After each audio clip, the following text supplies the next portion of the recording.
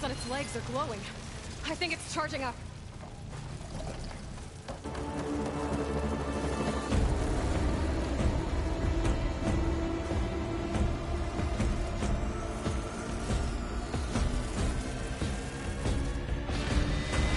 Finished charging. It's covered in plasma.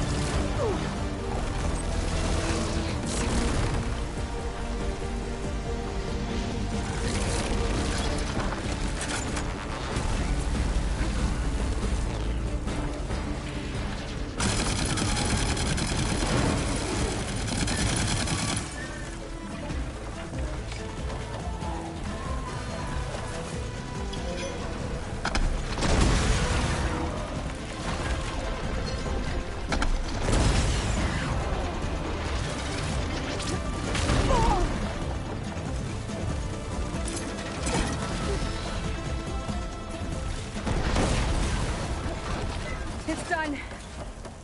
You did it! There should be one more note to override. Good. Stand by. I'm sending Hephaestus back to you.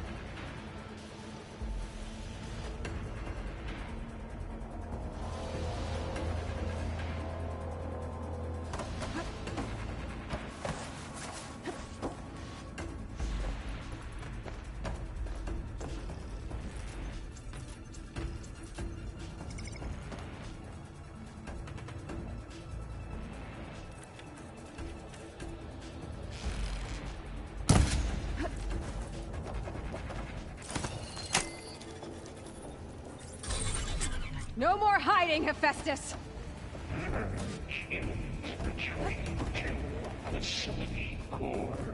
Got it! Hephaestus is back in the core! Make sure it stays there. I'm heading back. And then we can start the merge. Because of you, Beta. I'm glad you came along. And you, Laurel. I couldn't have done any of this without you. Right back at you, Aloy.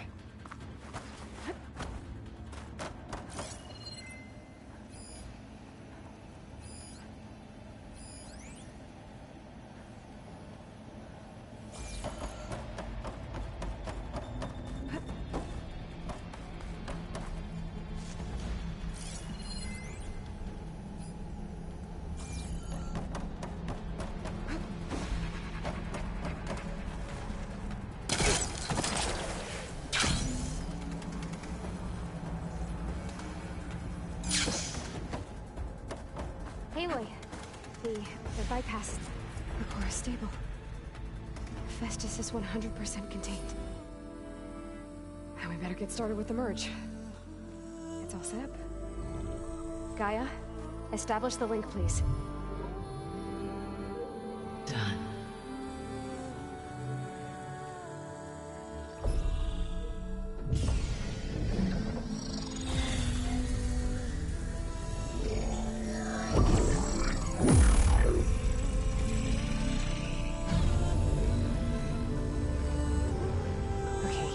To complete the merge, we need to excise Hephaestus' malicious code.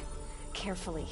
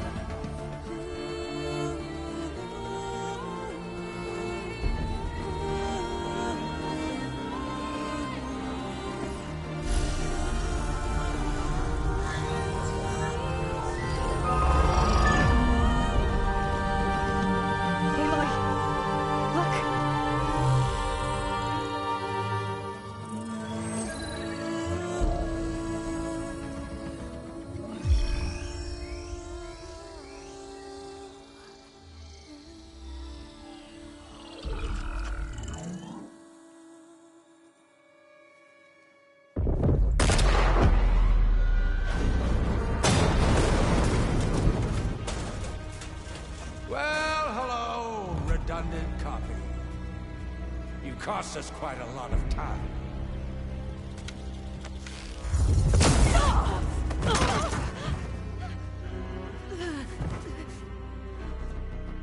Eric, get Beta.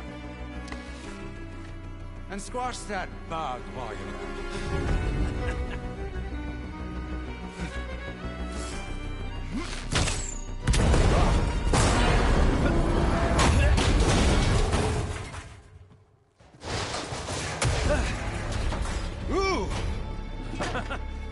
Get behind me.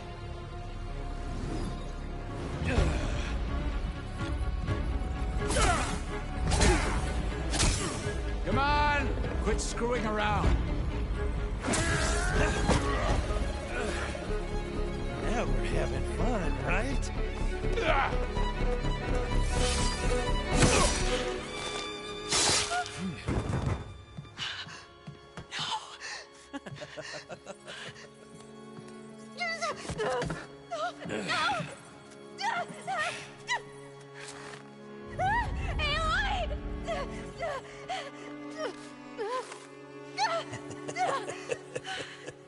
Finally.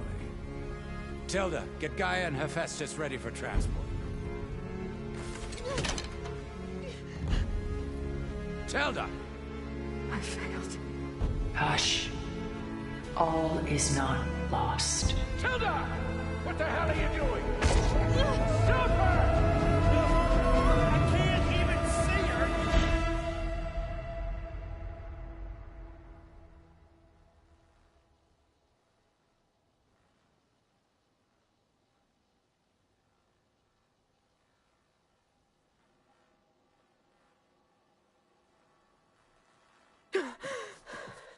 Beta.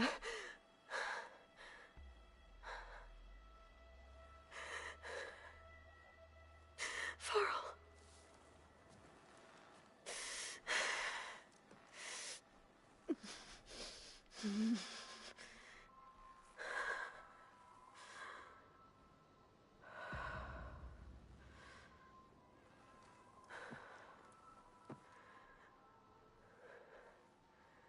Where am I?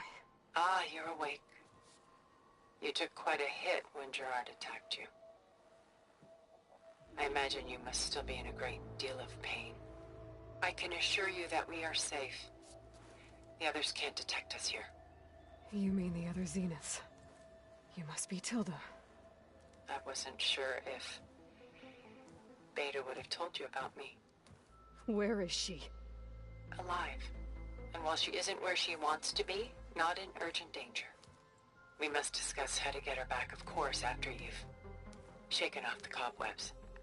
When you're ready, take the stairs down the hall and come see me. In the meantime, I'll make breakfast. Breakfast. Okay.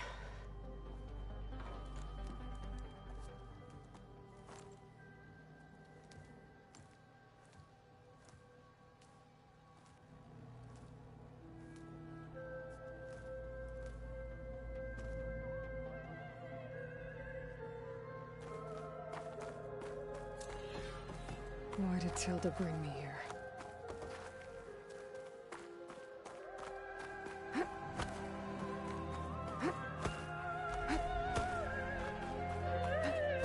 What is this? Just a few favorites from my collection. Rescued and stored here just before I went off-world. Take a look, if you like. I'm curious to hear your impressions. My friend is dead. Beta and Gaia are gone, and you want me to look at old paintings? Don't be so quick to dismiss the comfort we can find in art, or the insight we might gain.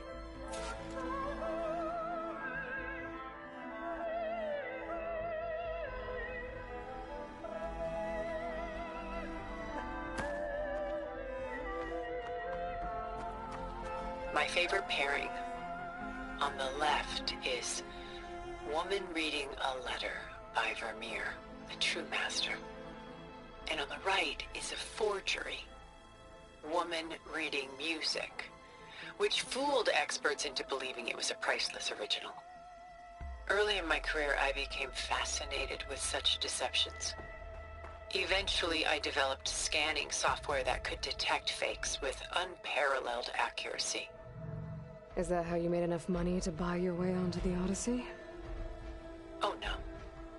I made my real fortune later.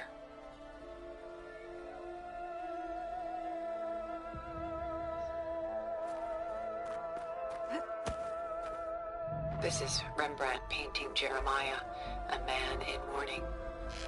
Mourning what? His home. The ancient city of Jerusalem. He foresaw its impending doom, but could do nothing to prevent it. So instead, he saved its treasures from destruction, just as I saved these works. You could say we're kindred spirits. Selene and Endymion. She's the goddess of the moon, whereas he's a simple shepherd. Beside her is the god of love, Cupid.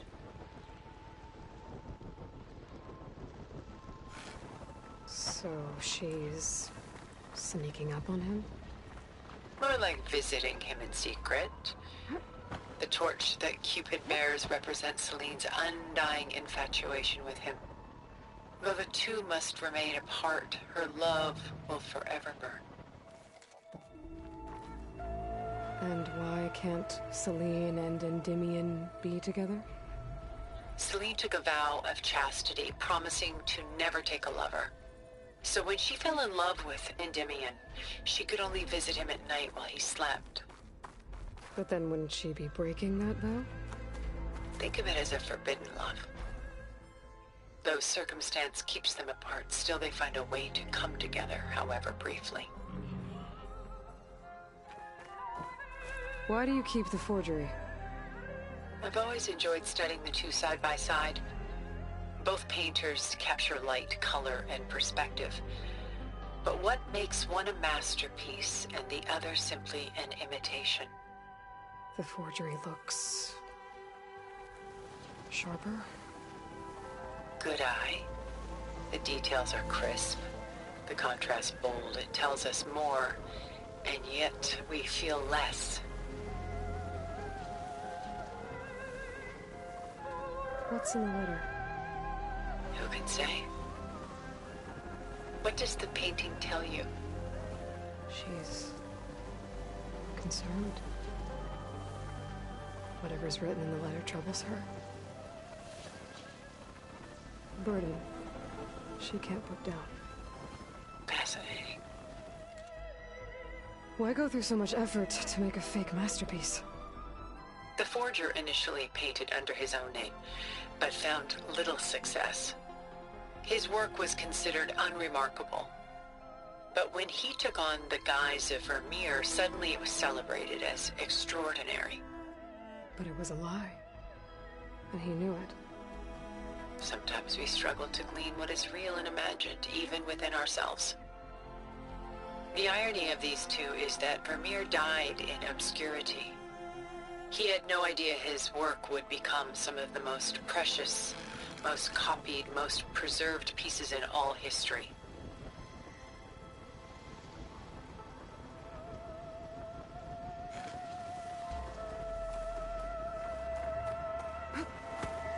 Aren't Celine and Endymion cold? Perhaps we should move on to another piece. Shall we move on? About Jeremiah. If he knew his home would be destroyed, why didn't he save the people? Why save those relics? He tried, but no one would listen to his warning, so he saved what he could. But how did he know? He was a prophet. He saw an army invade and destroy the city in a vision. So it's more like he calculated which side would win a battle. What matters is that he was right in the end. If not for him, all those wonders would have been lost forever. At least this way, some part of his world survived. You know what I like the most about this piece? Even though he's the sole survivor, his home in ruins, left with only the remnants of his world. The light keeps the shadows at bay. There's still hope. Precisely. Take as long as you like.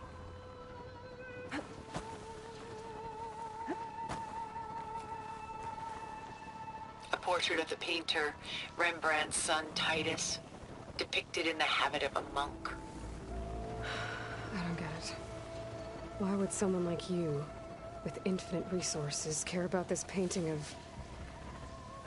a boy in a hood? It's not the image itself, but the feeling it conveys.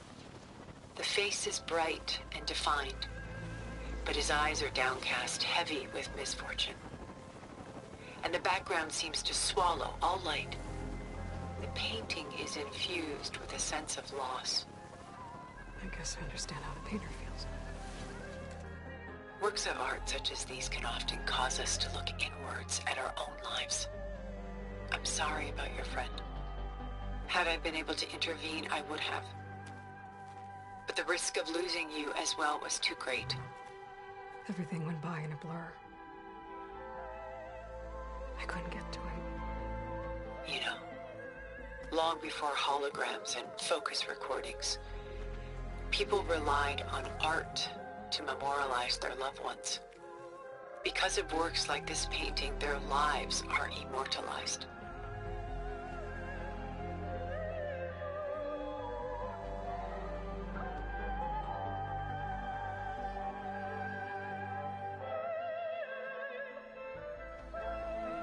Rembrandt had 4 children by his wife.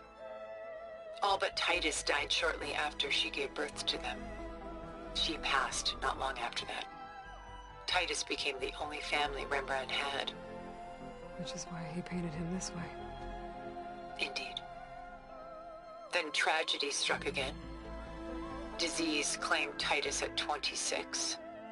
It's almost as if Rembrandt painted the future, closing in on him. Rembrandt actually painted several portraits of Titus, but this one has always been my favorite. It's honest. What do you mean? In others, Titus was portrayed in brighter, livelier states, but here, Rembrandt allows himself to express his true feelings. Sorrow, fear, hope, love, laid bare on canvas for all time. I see this one resonates deeply with you.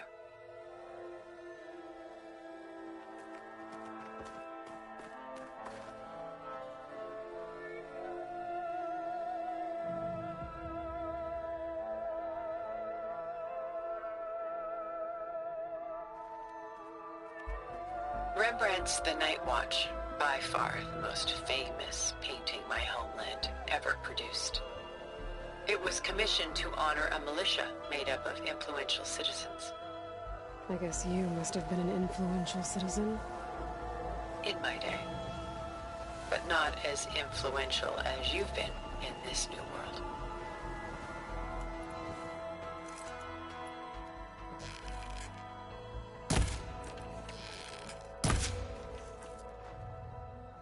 The militia. They look disorganized. Where others painted such scenes in a stiff and stationary manner, Rembrandt chose to show them in action, preparing to march. He wanted them to feel alive. You can almost hear the commotion. Who's the girl in the painting? She's a strange one, isn't she? Bathed in light, though no one is paying attention to her. Many believe she's a symbol of the militia. A physical manifestation of their spirit, if you will. But she's not real? What's real in a painting? She's meant to represent the militia's virtue and victory. But I like to think they underestimate her. She looks as if she's seen something. What does she know? What secrets does she keep? There's so much detail to take in, isn't there?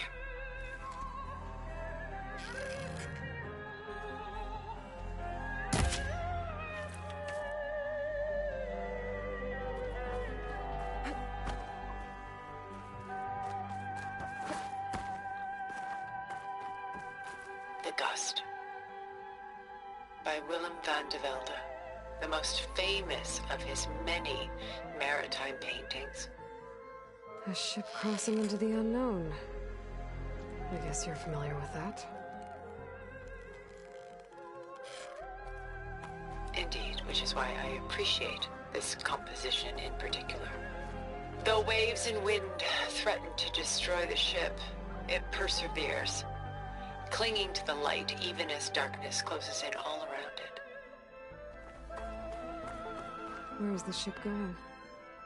To a faraway land, most likely. My ancestors used ships like these to explore the world, sometimes at great cost. What were they looking for?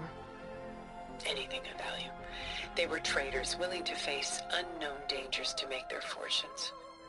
But no matter how far they went, they always turned their sails home.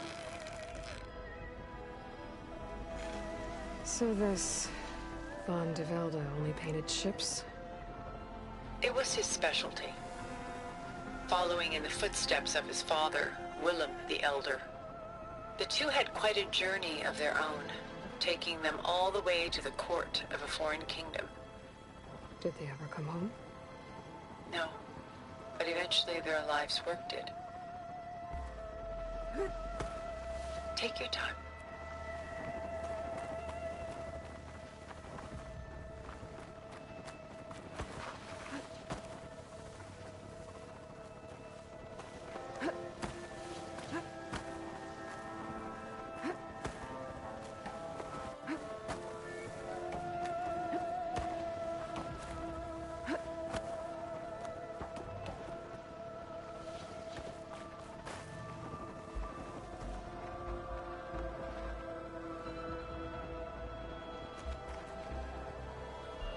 Stunning, isn't it?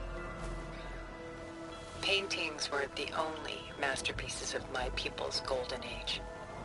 This is Von Vianen's lidded ewer, molded from a single sheet of silver. What was it for? How like Elizabeth you are. Function over form. Its practical purpose was less important than its meaning. Von Vianen created it in honor of his late brother, who himself was a famous silversmith. A memorial. Yes. Such beauty from sorrow. If this ewer was a memorial, how did you end up with it? As the Pharaoh swarm closed in, my homeland's greatest museum gave it to me, along with many other works, in the hope that I could preserve them. A masterpiece like this was too important to lose to history. I even considered bringing it with me off-world to ensure its safety. Why didn't you? I took a calculated risk. This vault seemed more secure than the unknowns of space. Besides, I thought someday I might return. A long life, after all, has its advantages. Now, lo and behold, here I am. Exquisite, isn't it? A lot of weight on his shoulders. I'm not feeling it. I should move on.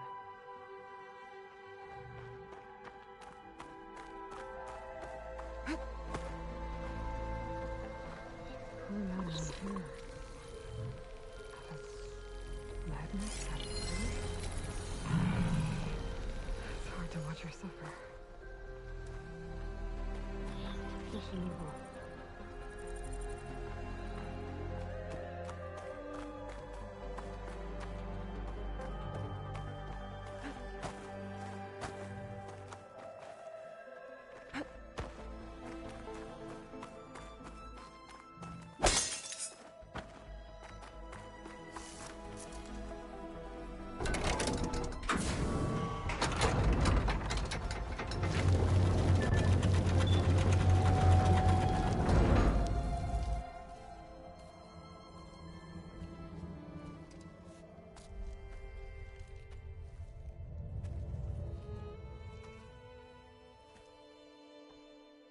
There you are.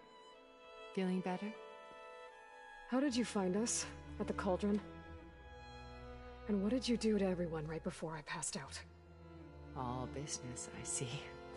Well, suffice it to say we were keeping a very close eye on Hephaestus, knowing we would need it at some point. Your ruse didn't fool us, and as for my little trick, it was an overload of the senses, accompanied by an energy discharge. Gerard and Eric were only momentarily disoriented due to their shields, but it rendered you unconscious while I got you out. Perhaps some breakfast might steady you a bit?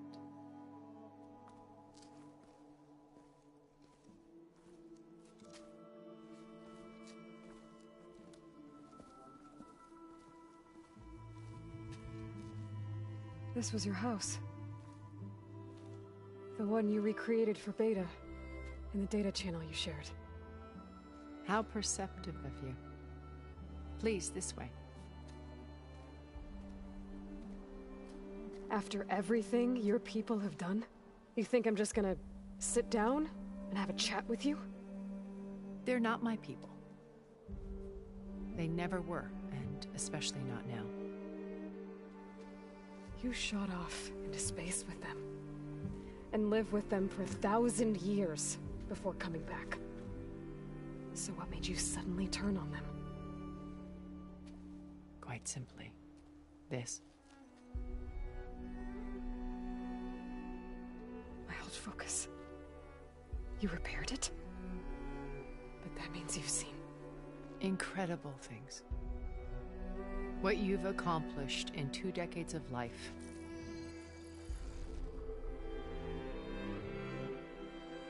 A 1,000 years at my back and I haven't even come close.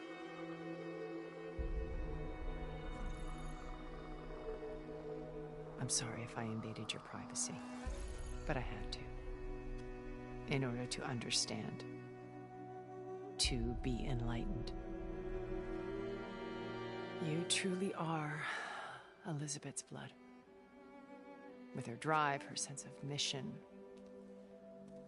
her integrity. Watching all this shamed me for the company that I've kept. Having seen it, all I want is to help you. Even if it means stopping your friends? Especially so. Please, sit down.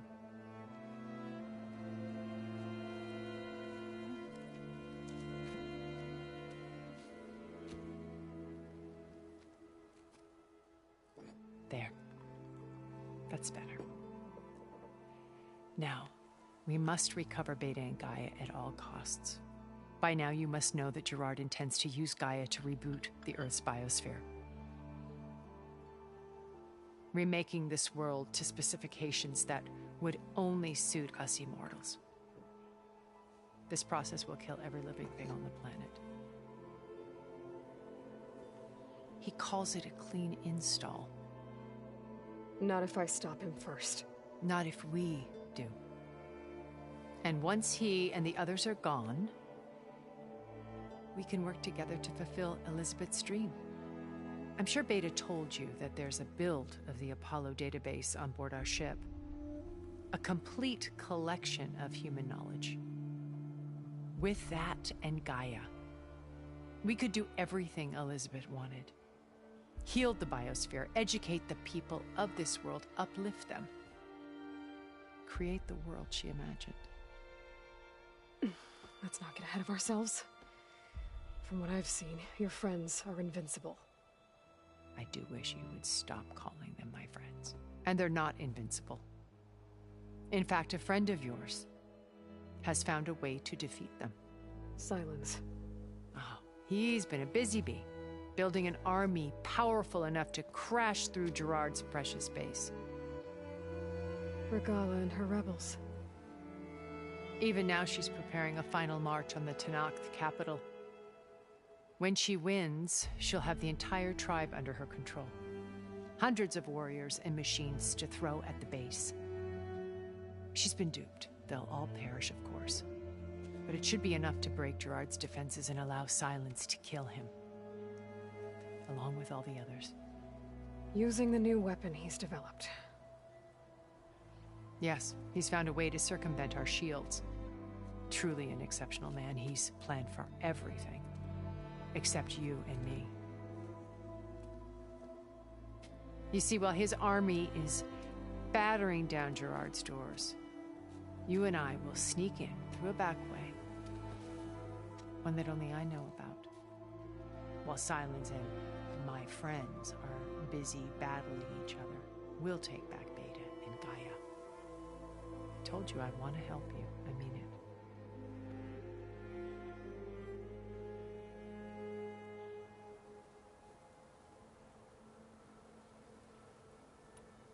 You said Beta is not in urgent danger, so what are the Zeniths doing to her? Putting her to work. Merging Hephaestus with Gaia. A difficult, time-consuming task, as I'm sure you know. They will compel her if need be. But her life is not in danger. She's the only one who can do it.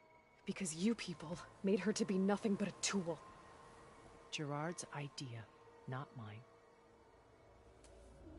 They always viewed me with suspicion when I attempted any form of kindness towards her. That's why I created the data channel. A virtual place where we could speak in peace.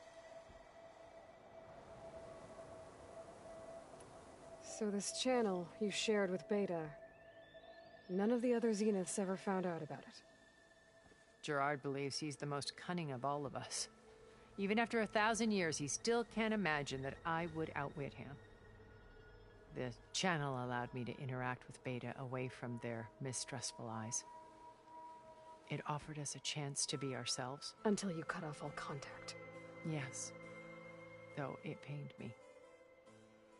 I was worried that our meetings would do her more harm than good. Well, she felt like you tossed her aside. I was afraid the others would find out and punish her. She may not have had the comforts of friendship anymore, but at least I ensured she was safe. I know it seems harsh, but you must believe that her well-being has always been paramount to me. Why did you make the data channel look... I built this house as a shelter to weather any storm. A safe place. Not just for me, but for the art stored below. Cultural artifacts of incalculable value.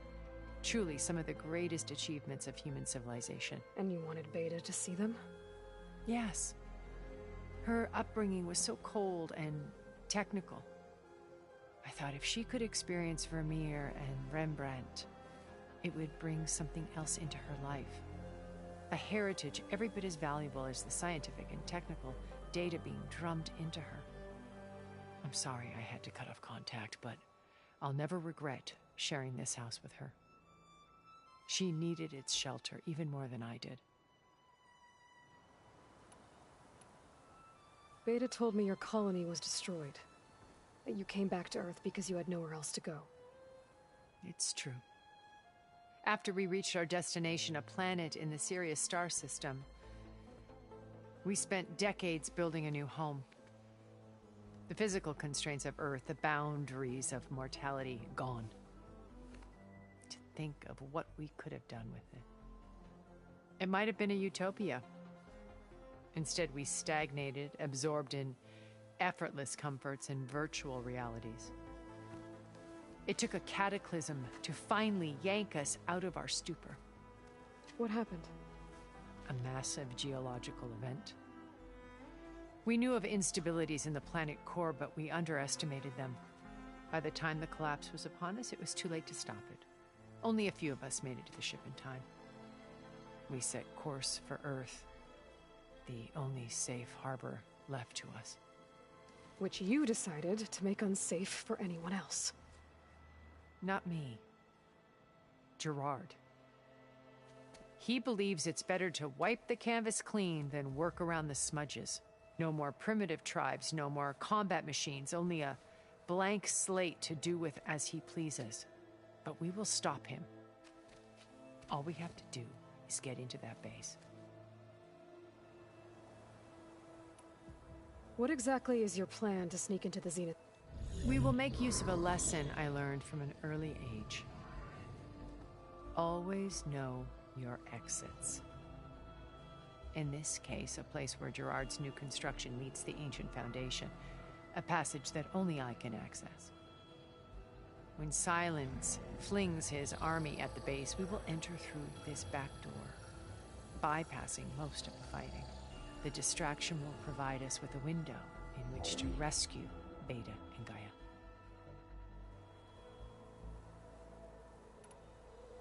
Once we're inside the base, where will we find Beta and Gaia? Here in the command center. By then, Gaia will have been reunited with all of its subordinate functions, including Hephaestus. What about the alpha build of Apollo on your ship? A simple matter of recovery once the others have been dealt with. With that in hand, we'll have everything we need to make this world as it should be.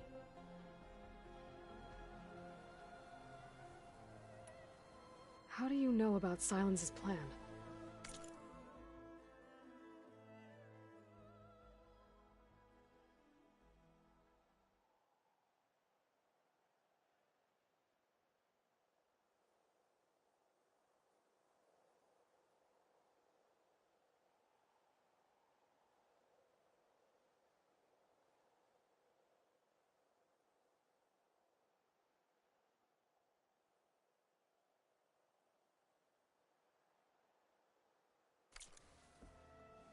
He isn't the only one adept at spyware. You hacked his focus? No, he's too careful for that. But his subordinates? Not so much. He gave additional focuses to the tribals he branded the Sons of Prometheus. By tapping them, I learned about most of his dealings. The distribution of override technology, the arming of Tanakh rebels, and the secret pact with Regala to attack Gerard's base. But how did he come up with a weapon that can take down your shields? That's the one thing I haven't been able to figure out, but however he did it, I'm quite certain it will work. With it and the Tenakth army, victory seems to be within his grasp. Such a shame he'll be disappointed. Regala's only interested in killing Hekarro and waging war on the Karja. What does she have to gain by attacking Zeniths? It's the price she must pay for her war. Without the ability to override machines, her little rebellion would have languished in the desert. So she trades with the Sons of Prometheus. Machines to help her overthrow Hekarro. In exchange for an assault on the base. Pride has deluded her into thinking she can actually survive such a battle. And all without ever knowing who the Sons of Prometheus really answer to. Yet for all of Silence's brilliance, still he underestimates you. That blind spot is what will allow us to take Beta and Gaia right out from under him. While hundreds of Tenakth are cut down outside. So you knew Elizabeth. What was she like? Liz was everything she was. I see in you. And more. Your ingenuity, your determination, your moral compass. You've managed to distill her greatest qualities and make them your own. I'm not asking about me. Tell me about Elizabeth. What was she really like? The honest answer is that I don't actually know. For all the time that I spent with her, she always kept a part of herself locked away. It was like that from the moment we met.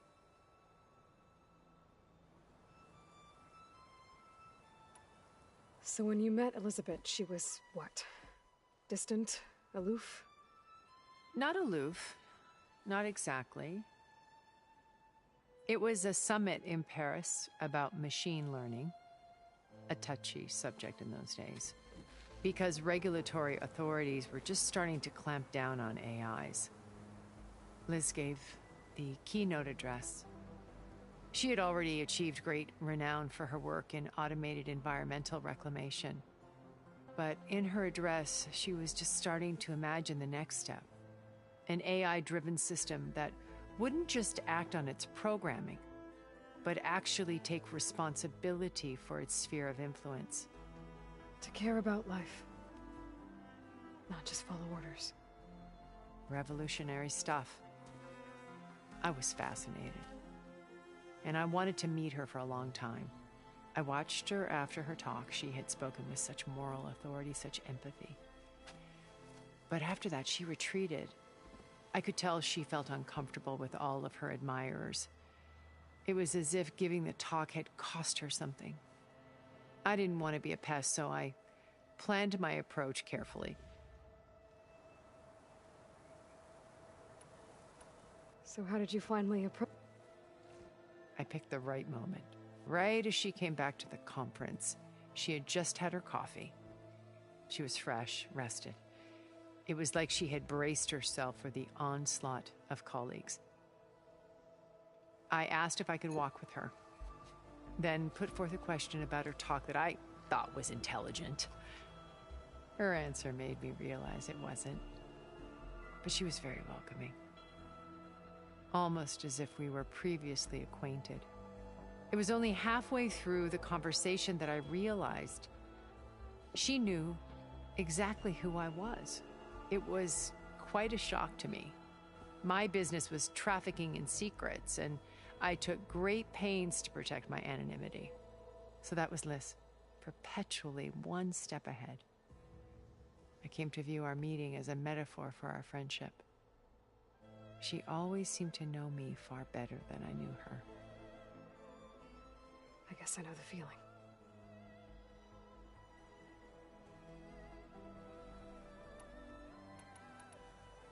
My old focus. How did you find it, let alone repair it? When we encountered you at the Hades Proving Lab, Gerard saw you as a redundancy. I knew better. You were a revelation. After your dramatic escape, bravo, by the way. Gerard and Eric assumed you were dead and gave up the hunt. I wasn't so sure. When the others were busy, I returned to the lab and searched for any trace of you. That's when I found this little treasure. Not easy to repair, but certainly worth the effort. As I watched your life unfold, you were like a splash of color on a worn canvas. What Liz was, and more. Did you show it to the others? Of course not. It was your actions that inspired me to defy them. It's worth noting that if I hadn't found it and watched its contents, I wouldn't have known to save you at the cauldron. You'd be dead. So I should be grateful? If you like.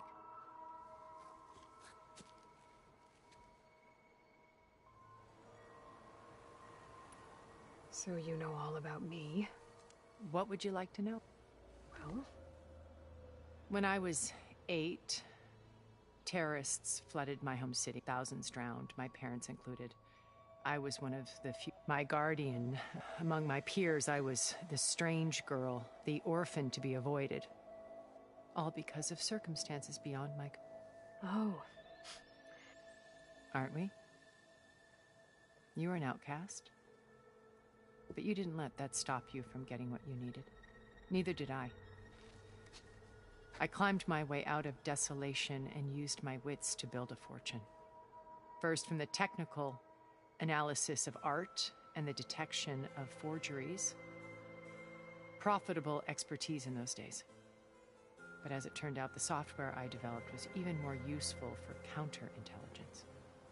From there, it was only a short step to gathering extremely valuable intelligence on my own.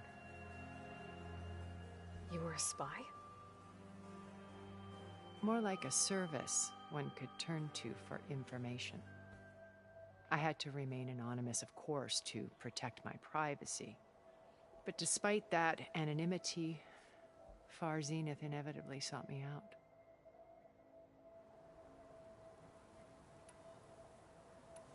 What happened when Far Zenith approached you? They painted an irresistible vision of humanity's future. One where we need not fear illness or death, where we explored the furthest reaches of the stars and thrived. It was only later that I realized that they only intended to bequeath this future to the rich and powerful. By the time I finally figured it out, the walls were closing in, Pharaoh's machines were devouring the earth.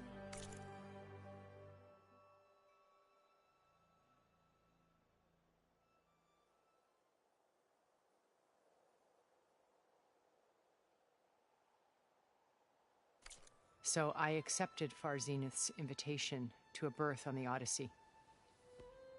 I wanted Liz to come, but she had nobler plans, as you well know.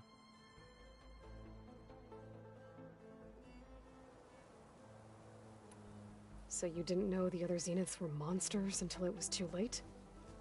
I knew some of them were, certainly. It wasn't until we were off-planet that I understood the true scope of their greed. I was grateful to simply be alive, but the others became obsessed with a kind of effortless immortality.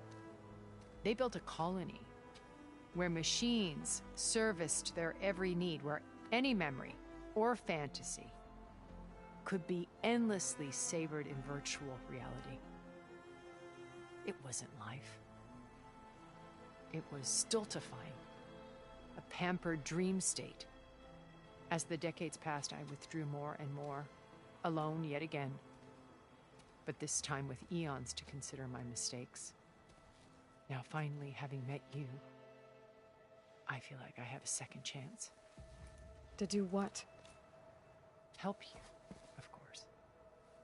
To fulfill Liz's dream, which isn't so different from Far Zenith's original vision. A better future for humanity.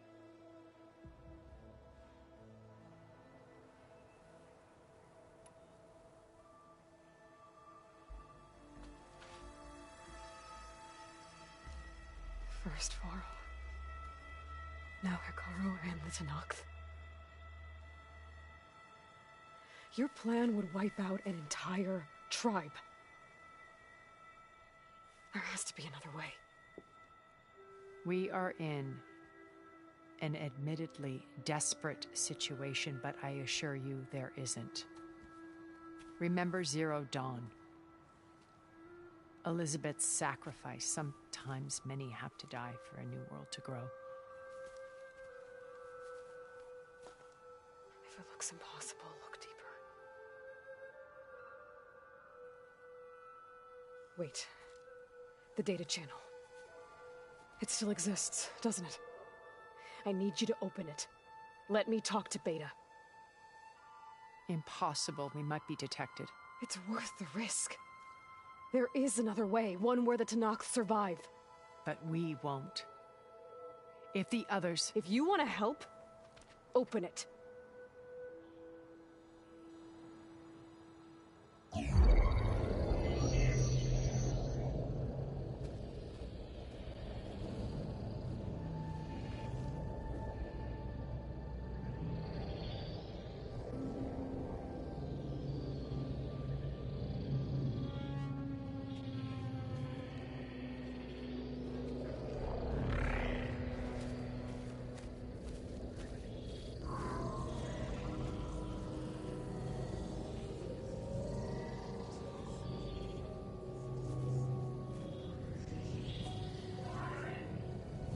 What are they doing to her?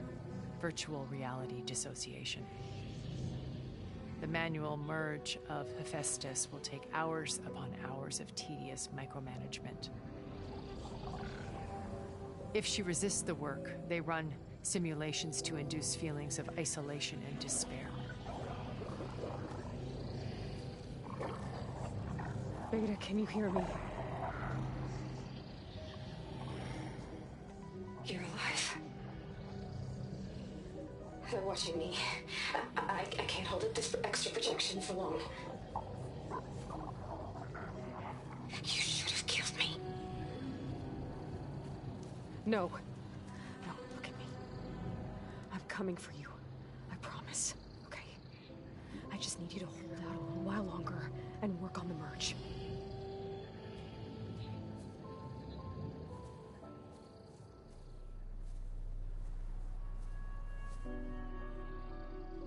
Then I think it can be done.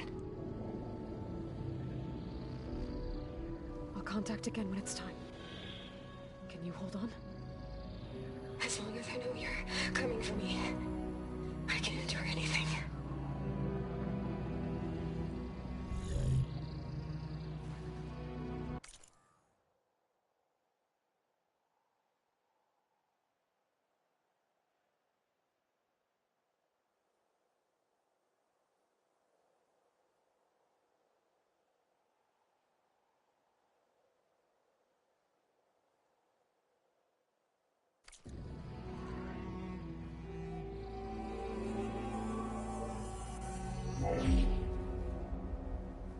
All right.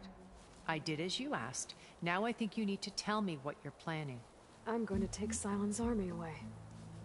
I don't need it. Only the weapon he made to penetrate your shields. And how do you propose to get it? Ask him nicely?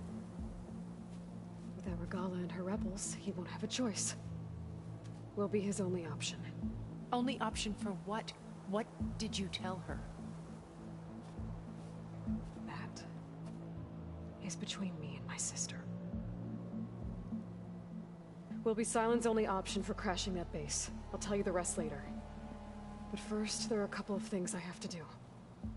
Oh. And what are those? Lay my friend to rest.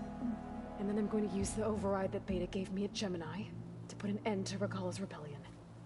From the air. Wait. Since you insist on doing things your way, I know of something that will truly help you make a grand entrance with the Tanakh. The ancient Horus Titans still possess electromagnetic energy cells as part of their arsenal. Drop one of those on Regala's army and they'll receive quite a surprise.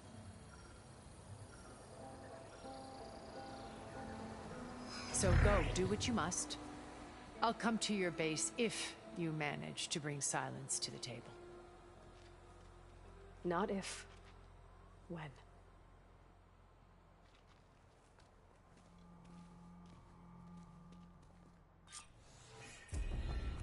Erend, are you there?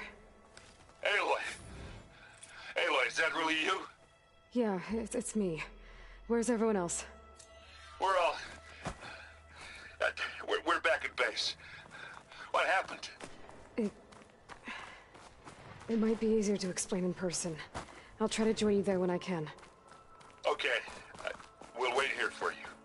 It's good to hear your voice, Aloy.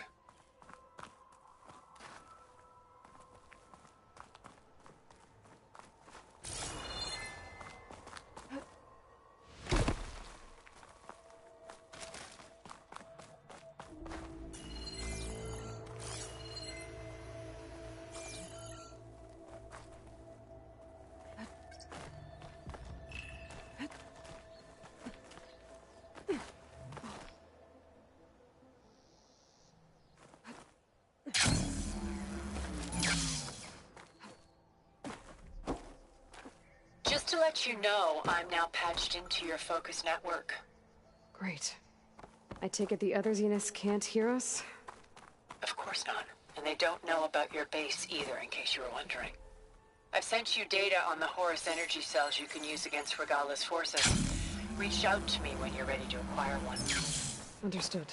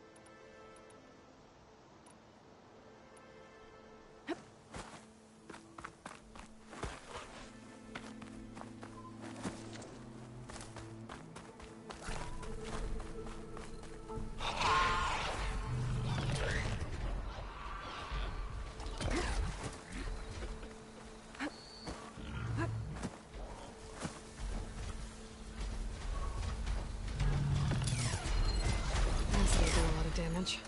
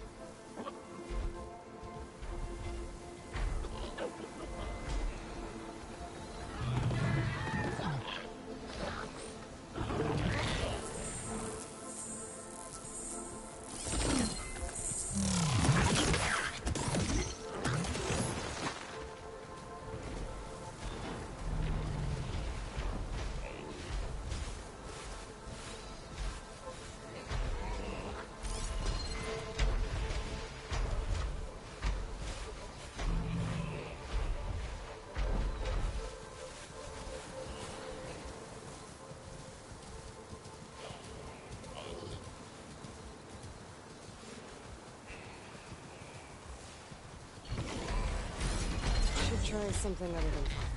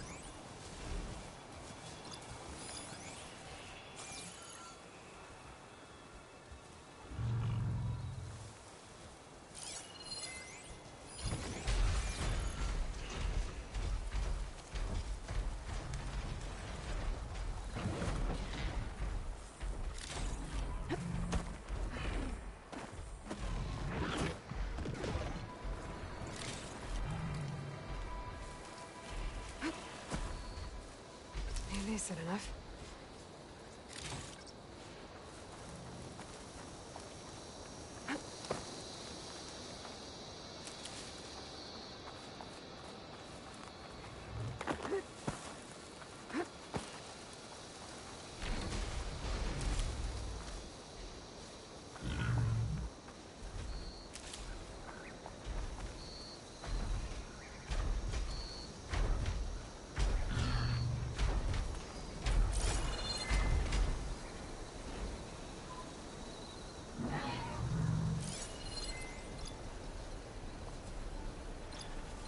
Should try a plasma arrow on that.